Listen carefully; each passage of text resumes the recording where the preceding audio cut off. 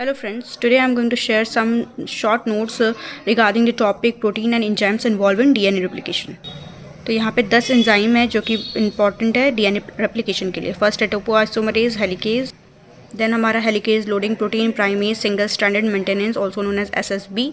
फिर sliding clamp है, clamp loader, catalysis, primer removal and ligase enzyme. इन सब का हम लोग डिस्क्रिप्शन भी देखते हैं एंड देन इसका फिगर. तो फर्स्ट है हमारा टोपोआइसोमरेज एंजाइम जो कि डीएनए के साथ बाइंड करके ये फॉस्फेट बॉन्ड को ब्रेक करता है. तो हम लोग जानते हैं कि डबल स्ट्रैंड डीएनए में फॉस्फेट बॉन्ड का बॉन्डिंग होता है. इसमें दो टाइप का टोपोआइसोमरेज है, 1 और 2. तो टोपोआइसोमरेज 1 जो है वो बिना एटीपी के काम करता है, लेकिन टोपोआइसोमरेज 2 जो है वो इसमें एटीपी की ज़रूरत पड़ती है. टोपोआइसोमरेज को 2 को हम लोग डीएनए कायरेज भी बोलते हैं.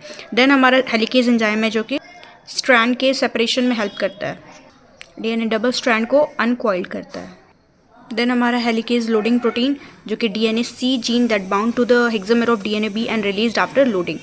तो डीएनए बी जो है वो हेलिकेज एंजाइम है जो कि हम लोग पहले देखे थे. और फिर फोर्थ है हमारा प्राइमर.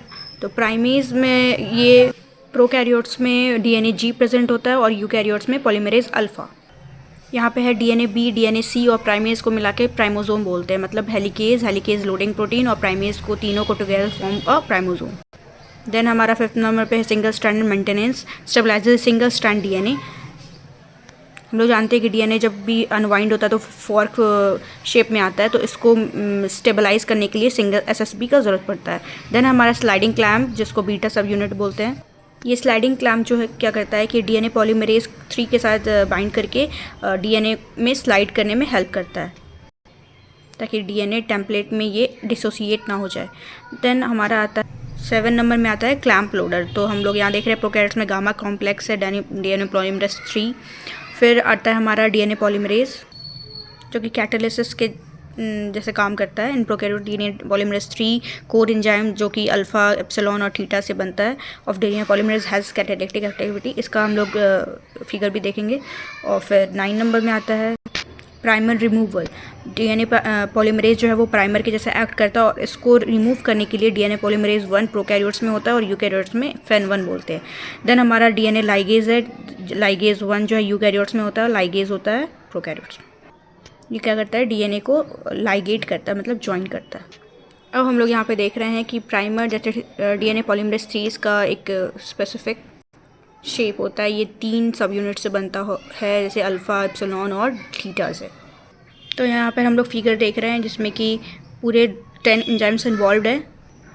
ये हमारा डीएनए पॉलीमरेज जो कि 3 सब यूनिट से बना हुआ है, अल्फ़ा थीटा एप्सिलॉन से, जिसको पॉलीकोर एंजाइम बोलते हैं. यहाँ पे टाउ सब यूनिट है जो कि पॉलीमरेज को पॉलीकोर एंजाइम को ये क्लैम्प लोडर से अटैच करके रखता है. देन हमारा ये स्लाइडिंग क्लैम्प है जो कि क्लैम्प लोडर को डीएनए पॉलीमरेज के साथ अटैच करके रखता है और ये स्लाइड मूव करवाता है.